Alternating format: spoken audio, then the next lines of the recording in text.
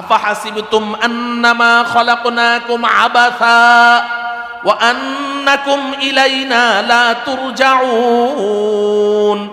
এই দুনিয়ার মানুষ, এই নারী পুরুষ, তোমরা কি ভেবেছো আমি আল্লাহ এমনি এমনি তোমাদেরকে সৃষ্টি করেছি, আমার কোনো উদ্দেশ্য নেই, আর কোনোদিন আমার কাছে তোমাদের আসতেও হবে না? না না, এটা তোমাদের ভুল ধারণা। বরং আমি আল্লাহ তোমাদেরকে একটা লক্ষ্য উদ্দেশ্য নিয়েই দুনিয়াতে পাঠিয়েছি। আর সেই লক্ষ্য উদ্দেশ্যটা কি? আল্লাহর পক্ষ থেকে দেয়া হেদায়েত নামের ব্যবস্থাপত্র গ্রহণ করার।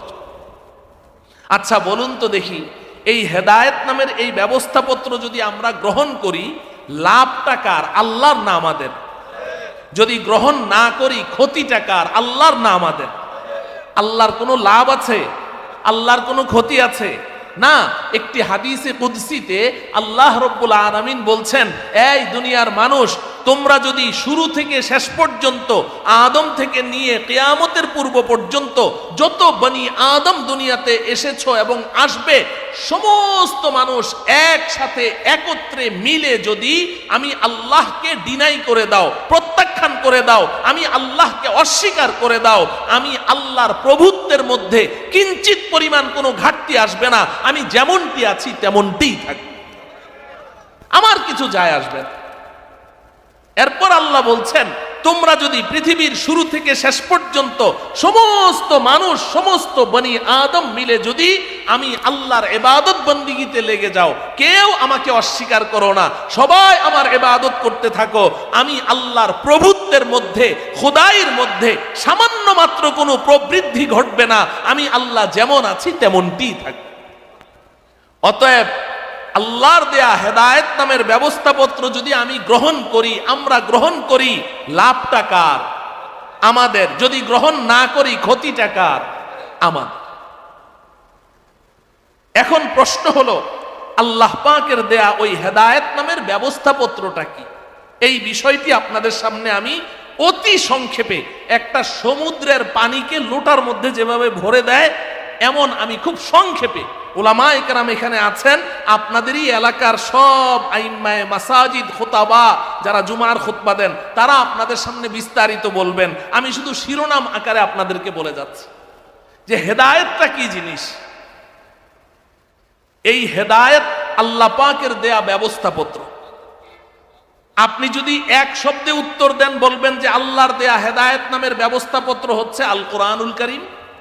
কোরআনে কারীমের শুরু থেকে শেষ পর্যন্ত পুরাটাই আল্লাহ পাকের পক্ষ থেকে হেদায়েত নামের ব্যবস্থাপত্র। বলেন ঠিক কিনা? কোনো সন্দেহ আছে?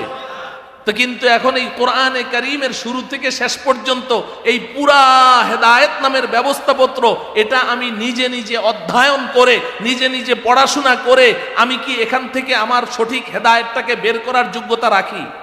না। এজন্য এখন এই কোরআনের এই সম্পূর্ণ হেদায়েতটাকে আল্লাহ রাব্বুল আলামিন কোরআনে কারীমের একটি মাত্র আয়াতে দুই কথায় ব্যক্ত করে দিয়েছেন। সুবহানাল্লাহ বলেন। দুই কথায়, দুই কাজের মধ্যে পুরা কোরআনের হেদায়েতকে আল্লাহ পাক ঢুকিয়ে দিয়েছেন। আল্লাহ পাক বলেন, মান আমিলা সালিহাম মিন যাকারিন আও উনসা ওয়া হুয়া মুমিন فَلَنُحْيِيَنَّهُ حَيَاةً طَيِّبَةً وَلَنَجْزِيَنَّهُمْ أَجْرَهُمْ بِأَحْسَنِ مَا كَانُوا يَعْمَلُونَ। আল্লাহ রাব্বুল আলামিন বলেন, এই দুনিয়ার মানুষ, তুমি পুরুষ হও আর মহিলা হও, মিন যাকারিন আও উনসা, নর হও আর নারী হও, পুরুষ হও আর মহিলা হও, তুমি দুইটি কাজ করবে, আমি আল্লাহ তোমার সাথে দুইটি ওয়াদা করলাম। সুবহানাল্লাহ। আমাদের কাজ কয়টি? দুইটি। খুব বুঝেন, মুখস্থ করেন, আমাদের কাজ কয়টি?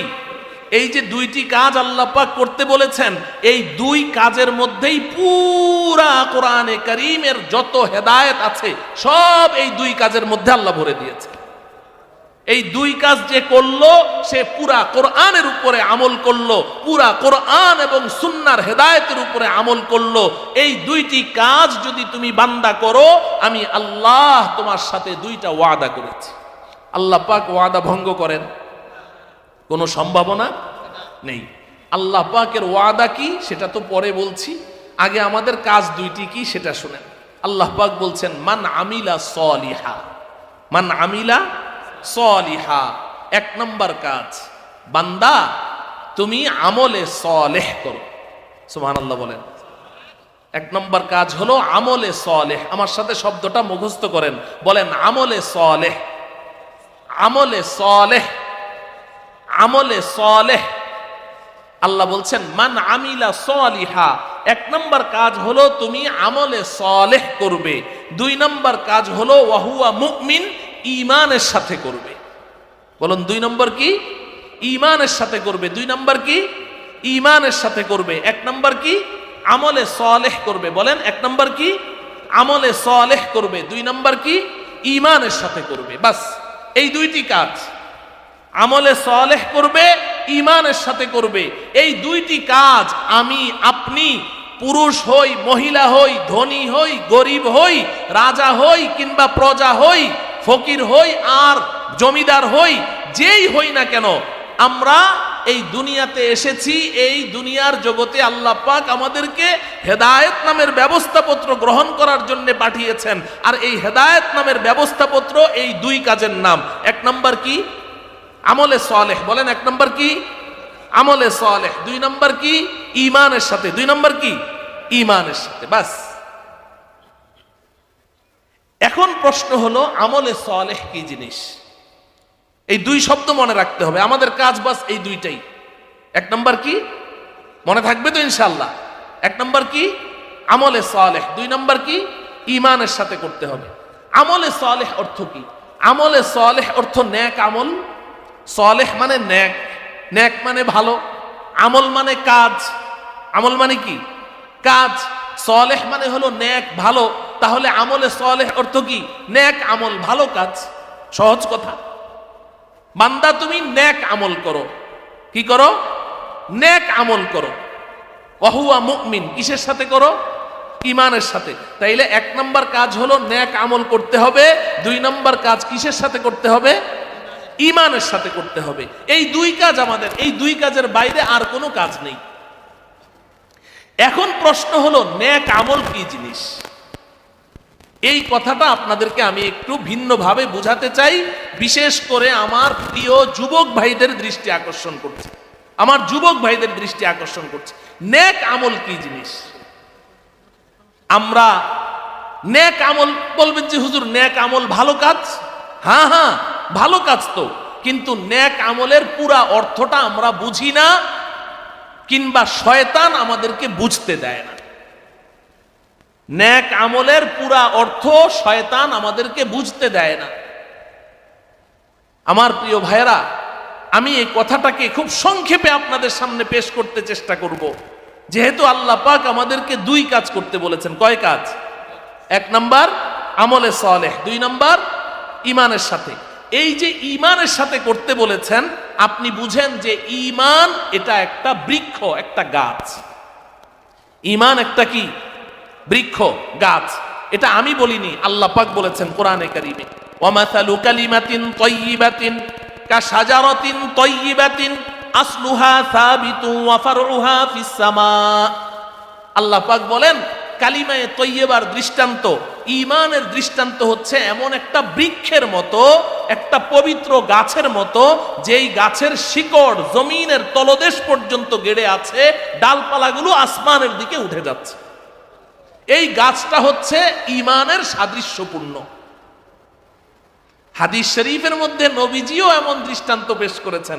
হযরতে আব্দুল্লাহ ইবনে ওমর রাদিয়াল্লাহু তাআলা আনহু এই হাদিসের বর্ণনাকারী। বুখারী শরীফের ঈমানের অধ্যায় আছে। হযরতে আব্দুল্লাহ ইবনে ওমর বলেন, একদিন আমরা সাহাবায়ে কেরাম সবাই নবীজির সামনে বসে আছি, হঠাৎ করে নবীজি আমাদেরকে একটা ধাঁধা ধরলেন। ধাঁধা বুঝেন? হ্যাঁ, নবীজি একটা ধাঁধা ধরলেন। আচ্ছা বলো তো দেখি, ইন্না মিনাশ শাজারি শাজারাতান লা ইয়াসকুতু ওয়ারাকুহা ওয়া হিয়া কাল মুসলিম হাদিসুনি মা হিয়া। এই সাহাবীরা, একটা বৃক্ষ আছে জঙ্গলের মধ্যে, বৃক্ষরাজির মাঝে একটা গাছ এমন আছে, এই গাছটার পাতা কোনোদিন ঝরে না, আর গাছটা মুসলমানদের মতো। বলো তো দেখি গাছটা কি? নবীজি এই ধাঁধাটা ধরলেন।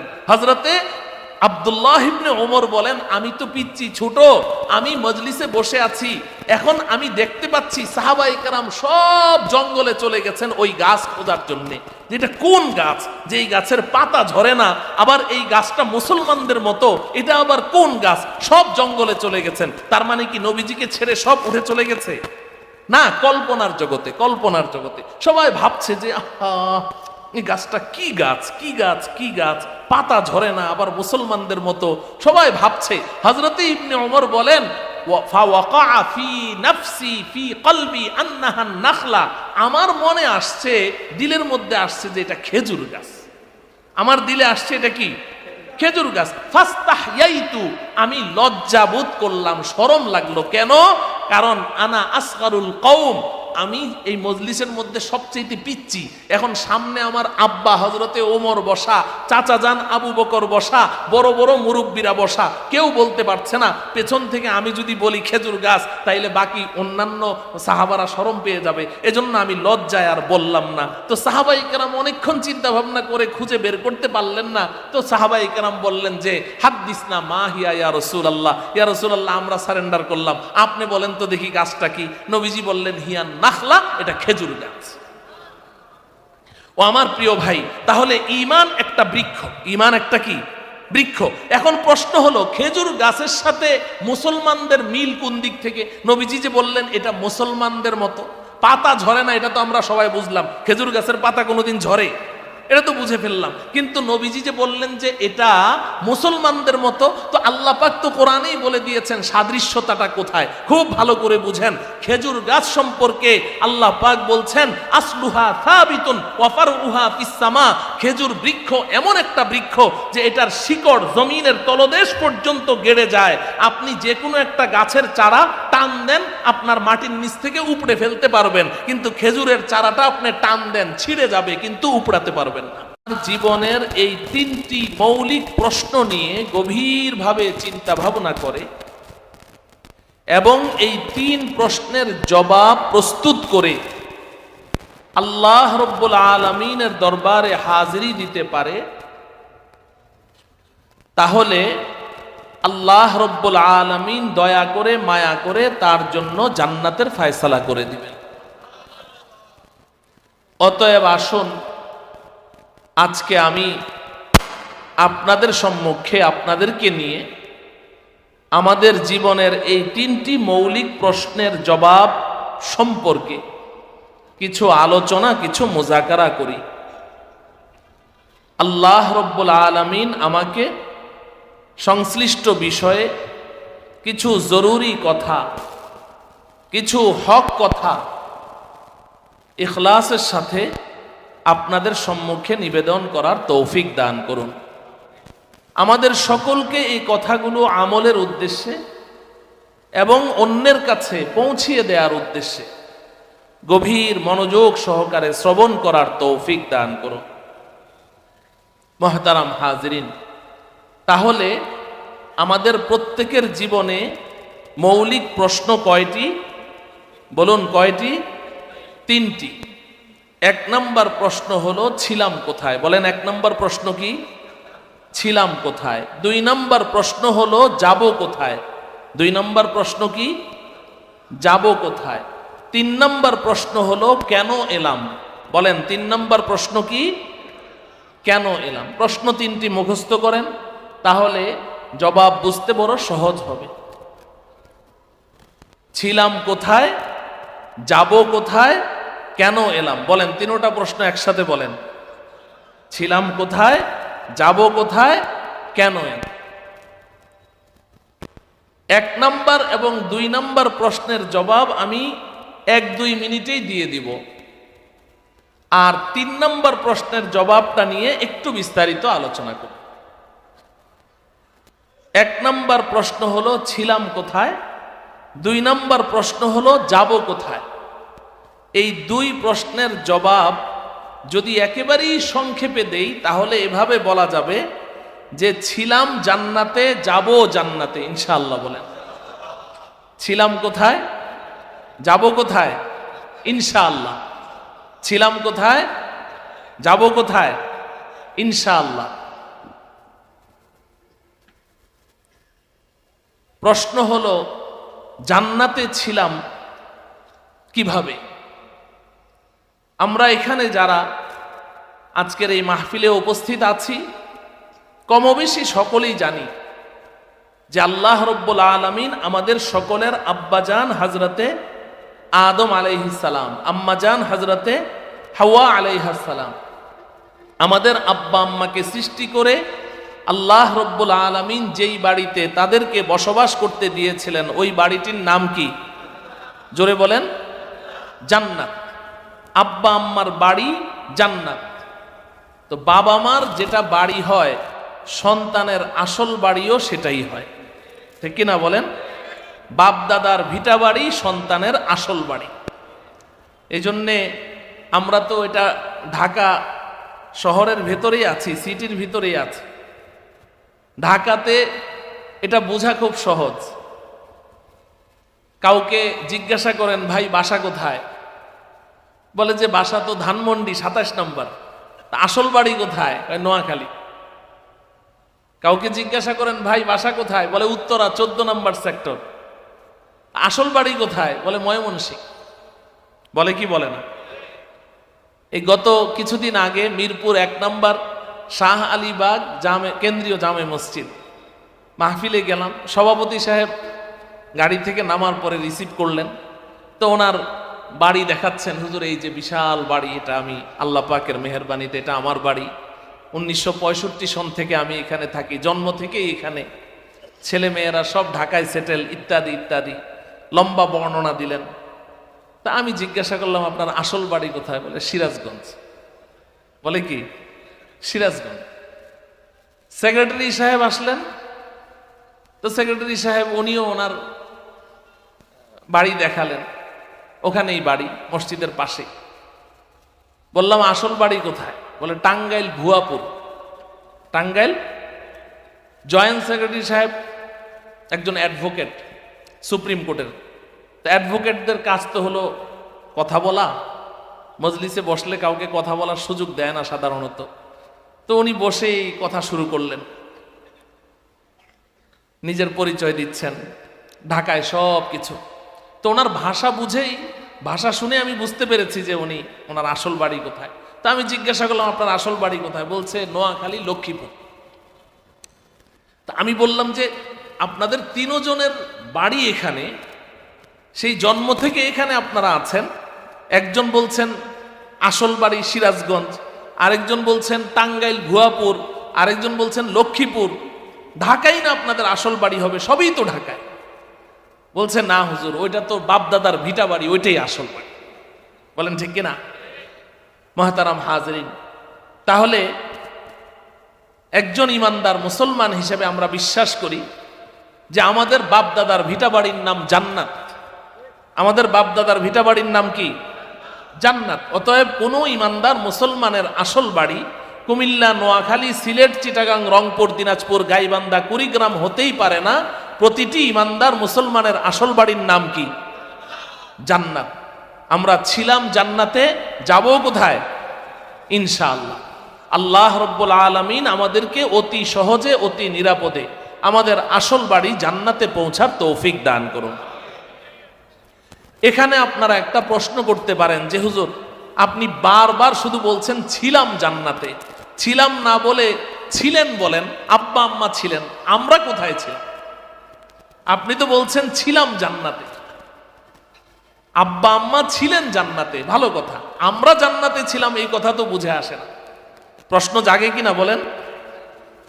এই প্রশ্নের জবাব হলো হ্যাঁ হ্যাঁ, আমরাও জান্নাতে ছিলাম। সুবহানাল্লাহ বলেন। এটা আমার কথা নয়, পবিত্র কোরআনে কারীম সূরাতুল বাকারা 32 নং আয়াত। এই আয়াতে আল্লাহ রব্বুল আলামিন আমাদের আব্বা আম্মাকে জান্নাত থেকে যখন বের করে দিচ্ছিলেন, তো দেওয়ার সময় আল্লাহ পাক একটা কথা বলেছেন, ওই কথাটা এই আয়াতের মধ্যে আছে। এই কথাটা বুঝার আগে আরেকটা কথা বুঝতে হবে। পৃথিবীতে যত ভাষা আছে সমস্ত ভাষায় বচন 2টি। বলেন বচন কয়টি? এক বচন, বহু বচন। এক বচন, বহু বচন। আমি যদি একা হই বলবো আমি, এক বচন। যদি আমরা দুইজন হই তাও বলবো আমরা। আবার এখানে যদি 200 মানুষ হয় তবুও বলবো আমরা।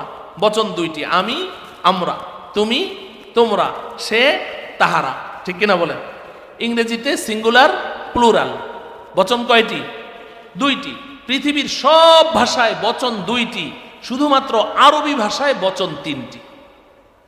আরবি ভাষায় বচন কয়টি? তিনটি। এক বচন, দ্বিবচন, বহু বচন। মাঝখানে দ্বিবচন আছে। আরবি ভাষায় মাঝখানে কি আছে? দ্বিবচন আছে। পৃথিবীর কোনো ভাষায় দুইজনের জন্য আলাদা কোনো শব্দ নেই। দুইজনের জন্য আলাদা শব্দ নেই। একজন হলে আমি, দুইজন হোক আর 2 লাখ হোক আমরা। এক বচন আর বহু বচন। আপনি একা হন বলবো তুমি, আর যদি 2জন হন তাও তোমরা, 2000 হন তাও তোমরা, তুমি, তোমরা। দ্বিবচন বলতে পৃথিবীতে কোনো ভাষায় নেই। শুধু আরবি ভাষায় দুইজনের জন্য আলাদা শব্দ আছে, দ্বিবচন। আপনি যদি একা হন আমি বলবো আন্তা, তুমি একজন। যদি আপনি 2জন হন তাহলে বলবো আন্তুমা, তোমরা 2জন, আন্তুমা। আর যদি 2-এর অধিক হয় তাহলে বলবে আন্তুম, তোমরা সবাই। বুঝে থাকলে বলেন আরবি ভাষায় বচন কয়টি? 3টি। এক বচন, দ্বিবচন, বহু বচন। ওয়াহিদ, তাসনিয়া, জমা। বলেন এক বচন, দ্বিবচন, বহু বচন। আচ্ছা এবার বলুন তো, আমাদের আব্বা আম্মা হযরতে আদম এবং হাওয়াকে আল্লাহ রাব্বুল আলামিন জান্নাত থেকে বের করে দিচ্ছেন। মানুষ কয়জন? মানুষ কয়জন? 2জন। তাহলে আল্লাহ পাক যখন তাদেরকে বলবেন যে জান্নাত থেকে বের হয়ে যাও বা নেমে যাও, কোন বচনটা ব্যবহার হবে আরবি ব্যাকরণ অনুযায়ী? দ্বিবচন। বলেন না কোন বচন? দ্বিবচন ব্যবহার হবে, যেহেতু 2জন। বচন কোনটা ব্যবহার হবে? দ্বিবচন। কিন্তু উলামায়ে কেরাম সবাই বুঝেন, তালিবুল ইলমরাও বুঝেন, আল্লাহ পাক এখানে দ্বিবচন শব্দ ব্যবহার না করে বহুবচন শব্দ ব্যবহার করেছেন। কুলনাহবিতু মিনহা জামিআ। আল্লাহ পাক বলেন আমি বললাম আদম হাওয়া তোমরা সবাই জান্নাত থেকে নেমে যাও। ইহবিতু, ইহবিত তুমি একজন নেমে যাও। ইহবিত তোমরা 2জন নেমে যাও। ইহবিতু তোমরা সব নেমে যাও।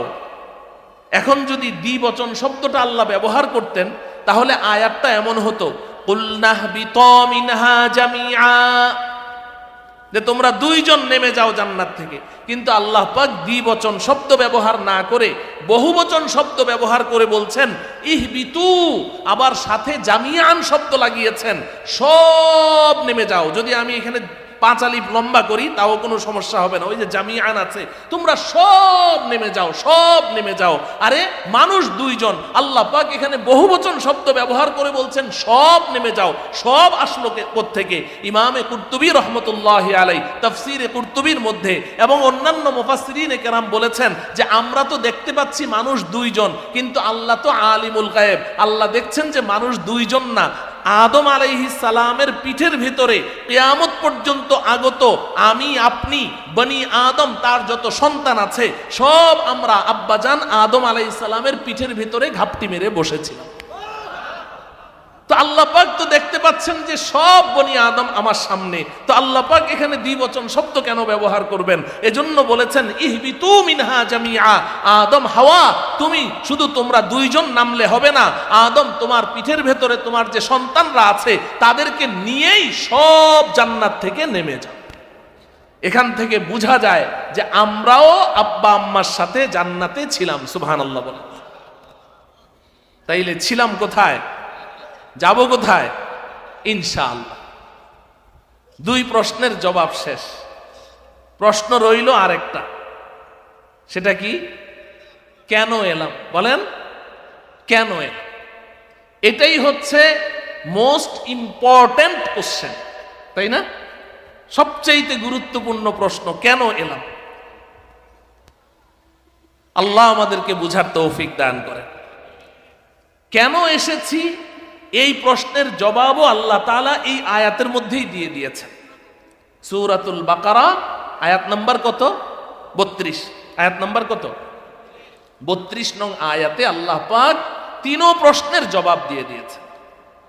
কুল নাহবিতু মিনহা জামিআ, আমি বললাম আদম হাওয়া তোমরা সব জান্নাত থেকে নেমে যাও। তো যেহেতু আল্লাহ পাক জান্নাত থেকে নেমে যেতে বলেছেন, তো এখান থেকে পরিষ্কার বোঝা যায় আমরা সবাই কোথায় ছিলাম। জান্নাতে না থাকলে বুঝি আল্লাহ পাক নেমে যেতে বলেছেন, নাকি থাকার কারণে? আমরা ছিলাম বলেই তো আল্লাহ পাক আমাদেরকে কি করেছেন, জান্নাত থেকে নেমে যেতে বলেছেন। তাহলে ইহবিতু মিনহা জামিআ, মিনহা এই মিনাল জান্নাহ, ইহবিতু মিনাল জান্নাতি জামিআ, জান্নাত থেকে তোমরা সব নেমে যাও। এখান থেকে বোঝা যায় ছিলাম কোথায়, জান্নাতে। এক প্রশ্নের জবাব পাওয়া গেল এই আয়াতে। এখন আব্বা আম্মাকে যখন জান্নাত থেকে আল্লাহ পাক বের করে দিলেন, আব্বা আম্মার মন খারাপ, মন তো খারাপই হবে। তো যখন মন খারাপ হয়ে গেল, তো আল্লাহ পাক সান্ত্বনা দিচ্ছেন, فَإِمَّا يَأْتِيَنَّكُم مِّنِّي هُدًى فَمَن تَبِعَ هُدَايَ فَلَا خَوْفٌ عَلَيْهِمْ وَلَا هُمْ يَحْزَنُونَ। আল্লাহ রাব্বুল আলামিন বলেন, আদম হাওয়া মন খারাপ করো না, আমি পৃথিবীতে তোমাদেরকে চিরদিনের জন্য পাঠাচ্ছি না, কিছুদিনের জন্য পাঠাচ্ছি। তবে পৃথিবীতে গিয়ে তোমরা তোমাদের সন্তানদেরকে বলে দিবে যে এই যে জান্নাতের বাড়ি থেকে তোমাদেরকে বের করে দিয়েছি, এই কারণে জান্নাতের বাড়ির মালিকানা তোমাদের হাতছাড়া হয়ে গেছে। হাতছাড়া হয়ে গেছে না? বাড়ির মালিকানা হাতছাড়া হয়ে গেছে। আপনার বাড়ি থেকে যদি কেউ এসে আপনাকে বাড়ি থেকে বের করে দেয়, এখন এই বাড়ির মালিকানা আবার ফেরত পাওয়ার জন্যে কাগজপত্র নিয়ে কিছু দৌড়ঝাঁপ করা লাগে কি লাগে না? আল্লাহ পাক বলেন, ফাইম্মা ইয়াতিয়ান্নাকুম মিন্নি হুদা, আমি অতি সত্বর তোমার মাধ্যমে, নবী রাসূলগণের মাধ্যমে, আসমানি কিতাবের মাধ্যমে তোমার সন্তানদের কাছে এই জান্নাতের বাড়ির মালিকানা ফেরত পাওয়ার জন্য হেদায়েত নামের একটা ব্যবস্থাপত্র পাঠাবো। হেদায়েত নামের একটি ব্যবস্থাপত্র পাঠাবো, কিছু কাগজপত্র পাঠাবো।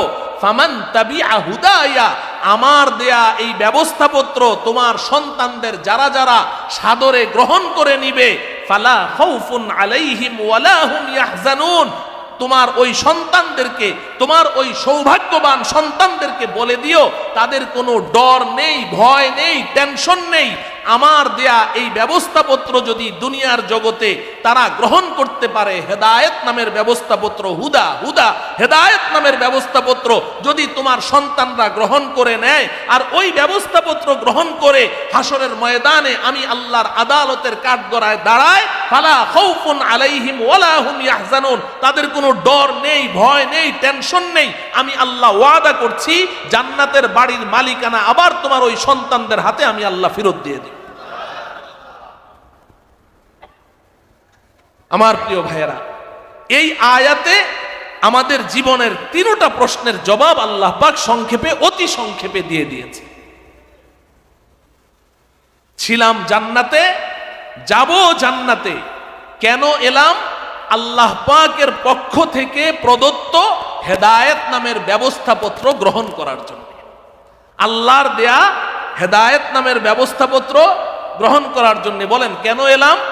আল্লাহর দেয়া, বলেন আল্লাহর দেয়া হেদায়েত নামের ব্যবস্থাপত্র গ্রহণ করার জন্য। আল্লাহ রাব্বুল আলামিন আমাদের সকলকে আল্লাহ পাকের দেয়া ওই হেদায়েত নামের ব্যবস্থাপত্র গ্রহণ করার তৌফিক দান করুন। তাইলে তিনও প্রশ্নের জবাব কি আপনাদের বুঝে আসলো? হ্যাঁ, তাহলে এই দুনিয়ার জগতে আমরা কেন এলাম? আল্লাহর দেয়া হেদায়েত নামের ব্যবস্থাপত্র গ্রহণ করার জন্য। এখন প্রশ্ন হলো, এই হেদায়েত নামের ব্যবস্থাপত্রটা কি? আমি এই জিনিসটাই আপনাদেরকে আজকে বুঝাতে চেষ্টা করব, যে দুনিয়াতে আগমনের লক্ষ্য এবং উদ্দেশ্য হলো আল্লাহর দেয়া হেদায়েত নামের ব্যবস্থাপত্র গ্রহণ করার জন্য। নাকি আমরা দুনিয়াতে এমনি এমনি এসেছি, কোনো লক্ষ্য উদ্দেশ্য নেই? আছে না নাই? আছে।